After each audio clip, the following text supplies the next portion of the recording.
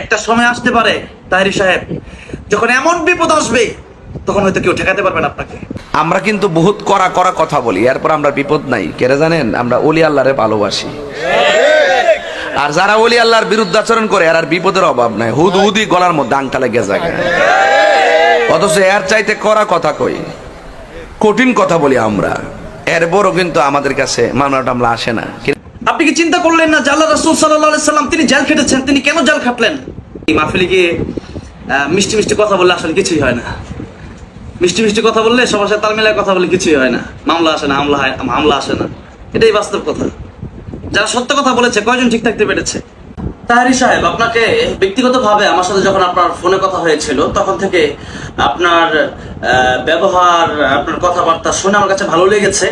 বাকি আপনি যে কথাটা বলেছেন এই বক্তব্যে, এটা আমার কাছে সত্যিই ভালো লাগেনি। শুধু আমার কাছে না, আমি বলবো যে যাদের জ্ঞান আছে কোরআন সুন্নাহ, তাদের কারো কাছে মনে হয় এই কথাটা ভালো লাগবে না। কোনো সত্যিকারের মুসলমানের কাছে হয়তো এই কথাটা ভালো লাগবে না। আপনি কি চিন্তা করলেন না যে আল্লাহ রাসূল সাল্লাল্লাহু আলাইহি সাল্লাম তিনি জেল খেটেছেন, তিনি কেন জেল খাটলেন? আল্লাহর ওলিদের সাথে সম্পর্ক করলে যদি জেল খাটা না লাগে, তাহলে নবীজি নিজেই কেন জেল খাটলেন? এটা আমাকে বোঝান। আর দুনিয়া সিজনুল মুমিন ওয়া জান্নাতুল কাফির, এই দুনিয়া মুমিনের জন্য জেলখানা। আমি তো বলি যে আজকে যিনি বের হয়েছেন জেল থেকে, উনি তো ছোট্ট কয়েদখানা থেকে বের হয়ে বড় কোনো কয়েদখানায় ঢুকেছেন, অর্থাৎ এটা অনেক বড় কিন্তু এটা ছোট, এতটুকুই পার্থক্য মনে করি আমি। এই দুনিয়াটা পুরোটাই তো জেলখানা। এখন আপনি যদি বলেন যে আমাদের কাছে বিপদ আসে না, বিপদ আসে না, বিপদ আসে না, বিপদ তো মুমিনের বেশি আসে। ফেরাউনের কয়দিন বিপদ এসেছে, নমরুদের কয়দিন বিপদ এসেছে, কারুনের কয়দিন বিপদ এসেছে। যখন এসেছে তখন এমন বিপদ এসেছে সেই বিপদ কেউ ঠেকাতে পারে নাই। কারণ আপনি যদি মনে করেন যে আমার কোনো বিপদ নাই, একটা সময় আসতে পারে তাহেরি সাহেব, যখন এমন বিপদ আসবে তখন হয়তো কেউ ঠেকাতে পারবে না আপনাকে। এই জন্য আমি আপনার কাছে হাত জোর করে বলবো, আলেমদের ব্যাপারে এই সমস্ত কথা না বললেই ভালো হয়। আমি আজকে এই বিষয়টা বলতাম না, কিন্তু কি বলবো, হৃদয় অনেক কষ্ট পেয়ে গেছি। আমি হঠাৎ করে বক্তব্য যখন আমার সামনে আসছে তখন আমি এটা সহ্য করতে পারি, এই জন্য আমি বললাম। আর আপনার বক্তব্যটা অনলাইনে কয়েকবার দেখলাম এইরকম বক্তব্য দিয়েছেন, আমি আর সহ্য করতে পারিনি। যদি কষ্ট পেয়ে থাকেন এর জন্য আসলে আমি ক্ষমা প্রার্থী।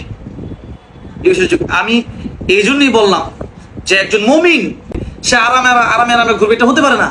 যেখানে নবী রাসূলগণ কষ্ট করেছেন, যেখানে ইমামগণ কষ্ট করেছেন, প্রায় নবীগণ জেল খেটেছেন, প্রায় ইমামগণ জেল খেটেছেন, প্রায় আল্লাহর ওলিগণই জেল খেটেছেন। তাহলে আল্লাহর ওলিরা যদি জেল খেটে থাকেন, ইমাম আবু হানিফা রাহমাতুল্লাহি আলাইহি আল্লাহর ওলি ছিল না?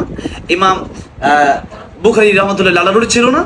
ইমাম আহমদ ইবনে হাম্বল রাহমাতুল্লাহি আল্লাহর ওলি ছিল না? তারা তো আল্লাহর ওলি ছিল, এরপরেও তারা বছরকে বছর জেল খাটলো কেন? কেন জেল খাটলো বলে? একটাই কারণ, ইসলামের কথা বলেছে। যারা ইসলামের কথা বলবে, যারা হক কথা বলবে, সত্যের কথা বলবে, এদের জেল খাটতে হবে। এরা শান্তিতে থাকতে পারবে না। এখন আপনিও বলেন, আজকে থেকে আপনিও বলেন, সুদখোর, ঘুষখোর, রাহাজানি, চুরি, ডাকাতির বিরুদ্ধে আপনি বলেন, দেখেন আপনি কয়দিন ঠিক থাকতে পারেন। সত্য কথা বলতে কি, মাহফিলে গিয়ে মিষ্টি মিষ্টি কথা বললে আসলে কিছুই হয় না। মিষ্টি মিষ্টি কথা বললে সবার সাথে তাল মিলায় কথা বললে কিছুই হয় না, মামলা আসে না, হামলা আসে না। এটাই বাস্তব কথা।